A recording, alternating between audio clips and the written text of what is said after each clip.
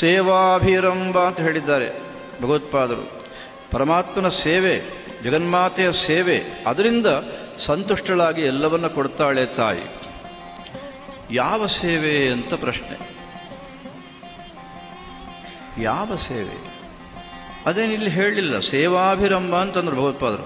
ಸೇವೆಗಳಿಂದ ಅಂತ ಬಹುವಚನ ಪ್ರಯೋಗ ಮಾಡಿದ್ದಾರೆ. ಯಾವ ಸೇವೆ ಅಂತ ಪ್ರಶ್ನೆ. ಜಗನ್ಮಾತೆಗೆ ಸೀರೆ ಸಮರ್ಪಣೆ ಮಾಡಿದರೆ ಆಗಬಹುದಾ? ಅದೊಂದು ಸೇವೆ ತಾನೆ. ಇಲ್ಲ ಪಂಚಾಮೃತಾಭಿಷೇಕ ಮಾಡಿಸಿದ್ರೆ ಆಗಬಹುದಾ? ಅಥವಾ ಬೆಳ್ಳಿ ಪಲ್ಲಕ್ಕಿ, ಚಿನ್ನದ ಪಲ್ಲಕ್ಕಿ, ಪಲ್ಲಕ್ಕಿ ಉತ್ಸವ ಮಾಡಿಸಿದರೆ ಸಾಧ್ಯವಾಗುತ್ತಾ? ಇದೆಲ್ಲ ದೊಡ್ಡ ದೊಡ್ಡ ಸೇವೆಗಳು. ಭಗವತ್ಪಾದರಲ್ಲಿ ಅದು ಯಾವುದನ್ನು ಅಭಿಪ್ರಾಯ ಪಡ್ತಿಲ್ಲ. ಅದು ಸೇವೆಗಳಾಗಬಹುದು. ಯಾರ್ಯಾರಿಗೆ ಸಾಮರ್ಥ್ಯ ಇದೆಯೋ ಆಗಲಿ, ಅವರ ದೃಷ್ಟಿಯಿಂದ ಅದು ಸೇವೆ ಆಗಲಿ, ಯಾವ ಅಭ್ಯಂತರವೂ ಇಲ್ಲ. ಆದರೆ ನಮ್ಮಂಥ ಸಾಮಾನ್ಯರಿಗೆ ಸೇವೆ ಯಾವುದು ಅಂದರೆ ಸ್ತೋತ್ರ ಪಾರಾಯಣವೇ ಸೇವೆ. ನಾನು ಹೇಳಿದ್ದಲ್ಲ, ಶಾಸ್ತ್ರಕಾರರ ಅಭಿಮತ. ಸ್ತೋತ್ರ ಪಾರಾಯಣದಷ್ಟು ದೊಡ್ಡ ಸೇವೆ ಇನ್ನು ಯಾವ ಸೇವೆಯೂ ಅಲ್ಲ. ಇದನ್ನು ನಾವು ಚೆನ್ನಾಗಿ ಸದಾ ಮನಸ್ಸನ್ನಿಟ್ಟುಕೊಳ್ಬೇಕು. ನಮಗೆ ಕೆಲಸ ಸಂಸಾರದಲ್ಲಿ ಹೊಡೆತ ಬರುವಾಗ, ಏಟು ಬೀಳುವಾಗ ಸ್ತೋತ್ರದ ಬಗ್ಗೂ ಕದಾಚಿತ್ ನಮ್ಮ ತಿರಸ್ಕಾರ ಭಾವನೆ ಬಂದರೂ ಬರಬಹುದೇನೋ ಅವರವರ ಸಂಸ್ಕಾರದಿಂದ. ಆದರೆ ಆ ಸಂದರ್ಭದಲ್ಲಿಯೂ ಕೂಡ ಇದನ್ನು ಗಟ್ಟಿ ಮಾಡಿದ್ದೇ ಆದರೆ ಆಗ ನಮಗೆ ಸ್ತೋತ್ರದಿಂದ ಸಿಗುವ ಫಲ ಎಂಥದ್ದು ಅಂತ ನೀವೇ ಅನುಭವಿಸ್ತೀರ. ಆಮೇಲೆ ಸ್ತುತಿಪ್ರಿಯಾಯ ನಮಃ ಅಂತಾನೆ ಹೇಳೋದು ಸಹಸ್ರನಾಮ.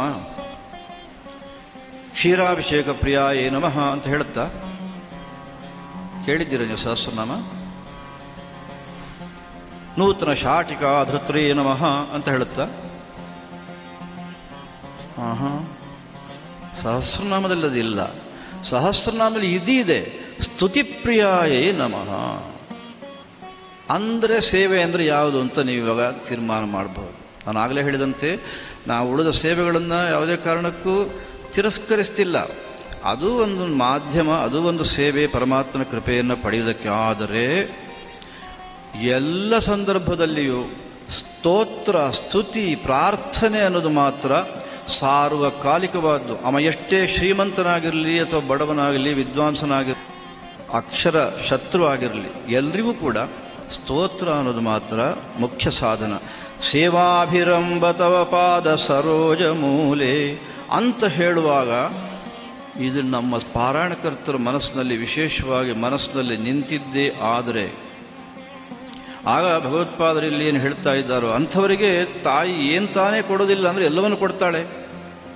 ಅಂಥ ಫಲ ಸಿಗುತ್ತೆ ಅಂತ ಹೇಳ್ತಾರೆ ಮೊದಲನೇ ಶ್ಲೋಕದಲ್ಲೇ ಭಗವತ್ಪಾದ ಶಂಕರು.